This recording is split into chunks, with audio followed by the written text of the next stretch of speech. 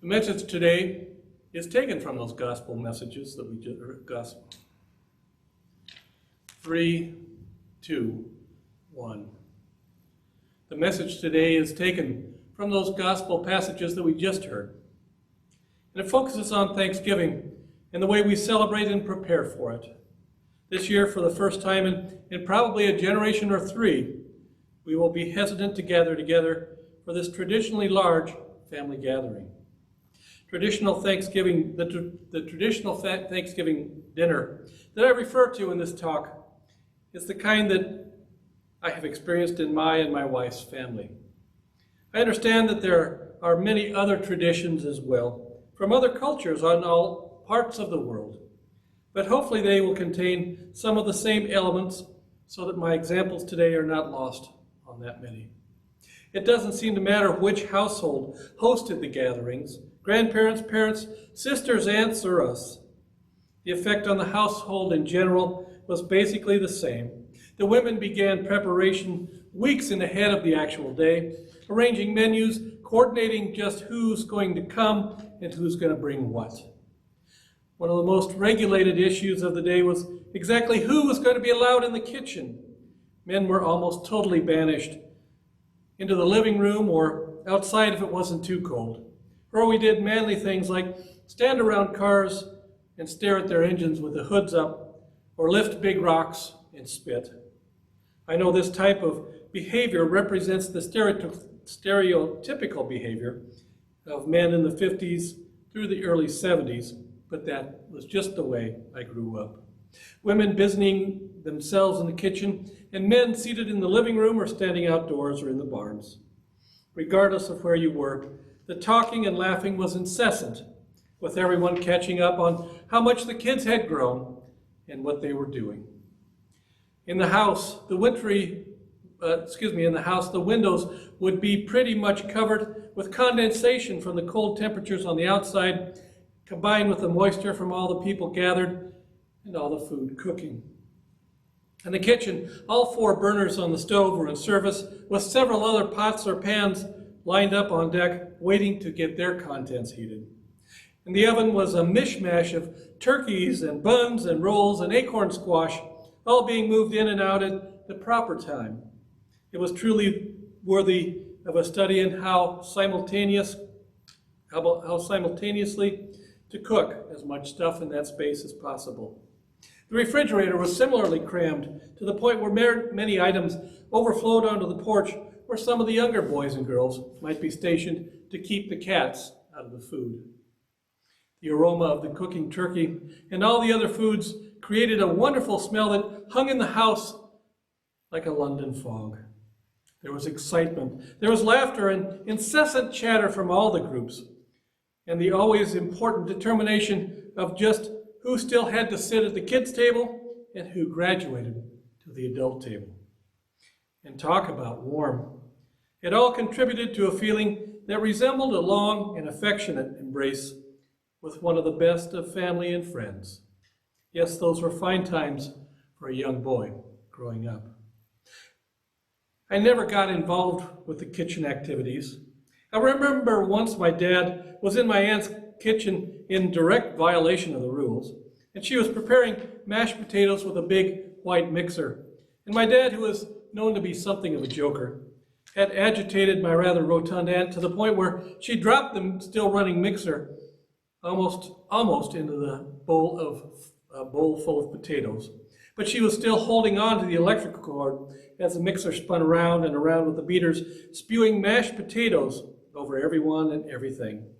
And she just stood there with her eyes closed, hollering my dad's name for what seemed like an eternity as the mixer continued to empty the contents of that bowl all over the kitchen.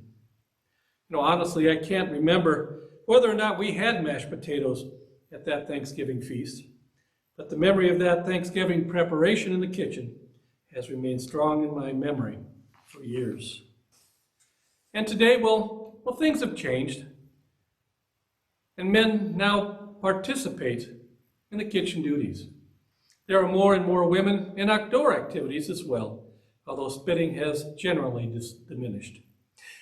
Case in point, my brother has become a rather welcome and significant kitchen participant in our family holiday feasts. Now, my purpose to all of this recollection is to bring light to all the effort that is expended to prepare and serve that traditional family Thanksgiving dinner. As a male, I only recently came to appreciate the stress that accompanies those who agree to host. It was this same kind of stress that fell upon Martha in our gospel message to provide the perfect dinner. You see, she wanted to show Jesus that perfect dinner, from making him completely comfortable and welcome to feeding him and his crew the best and finest food. Martha's experience and today's Thanksgiving dinners are almost identical. You might recall from a discussion that we had in the past. In Jewish tradition, it was expected to provide total hospitality when a guest was in your house, just like my grandmothers, my mothers, mothers-in-law, aunts, and wives feel when they host the Thanksgiving dinner. But back in Mary and Martha's home, Jesus seems to have just popped in, along with his entourage of disciples and followers. Given the importance of their guest, I would only imagine the pressure that Martha felt to host a flawless meal, and I imagine that stress was intense. No wonder she was so cross with Mary, who just hung out with the men and did nothing to help her. She just sat there listening to Jesus, and she didn't lift a finger to help. And yet it was Martha whom Jesus chastised for spending so much time and effort on the details of hospitality. He said that she should have spent her time with Jesus listening to him instead of prattling around in the kitchen.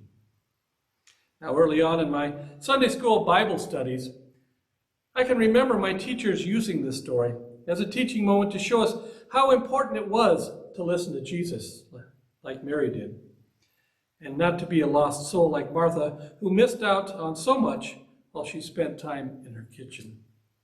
Now, as I grow up in defense of Martha, she contributed to a large degree the warm and welcome feeling of the night, as well as feeding and caring for all of their physical needs. It was through her work that Jesus was able to teach in comfort, and the disciples were well fed. Her efforts were not wasted. Underappreciated, perhaps, and maybe Martha's goals might have been a little bit too high, but her work was not wasted.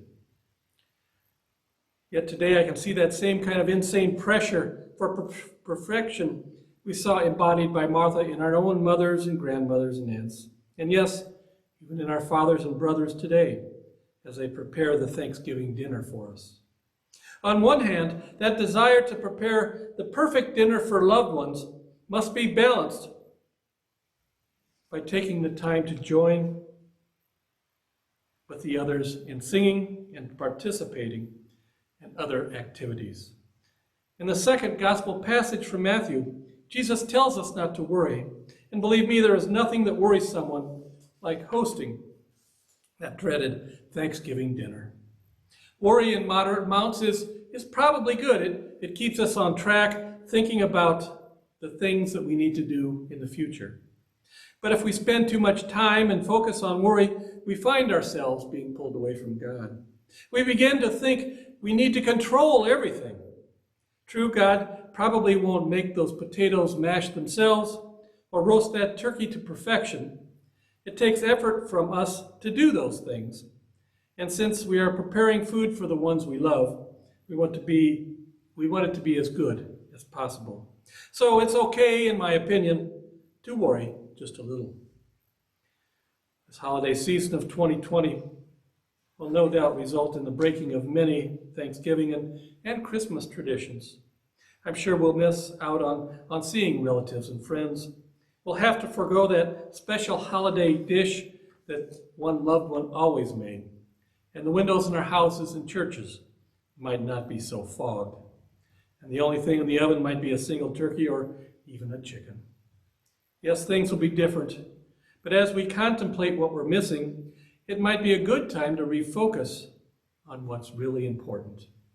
Taking time for making more of an effort to focus on that which we do have. To put a greater importance on giving God and Jesus the thankful appreciation we know they deserve. We can never seem to find the time, but perhaps with fewer people involved in our close circles this year, we can take the time to express our gratitude to God. Yes, there will be those households who do continue with their full meals, and Godspeed to those cooks and preparers. For those like Debbie and me who will be celebrating with fewer folks this year, I plan on enjoying those around me even more and putting more of an emphasis on appreciating that which God has given us. To paraphrase, a little more Jesus and a little less me. And it's critical we ask for God's blessing for those who are forced into total isolation as a result of the complications of dealing with COVID. It's important for us to remember and encourage them as we work to enjoy the hope that following Jesus gives us. In the meantime, I will remember to look forward to the good times when we can once again meet and gather and worship together. Yet, perhaps in a more modified world, but one nonetheless when we can embrace and enjoy one another in person. May your Thanksgiving be as blessed as possible. Remember, worrying too much is not a good thing. Try to maintain a balance between God and your worldly requirements. Most importantly, remember that God loves you, and there is nothing you can do about it. God bless and have a great Thanksgiving.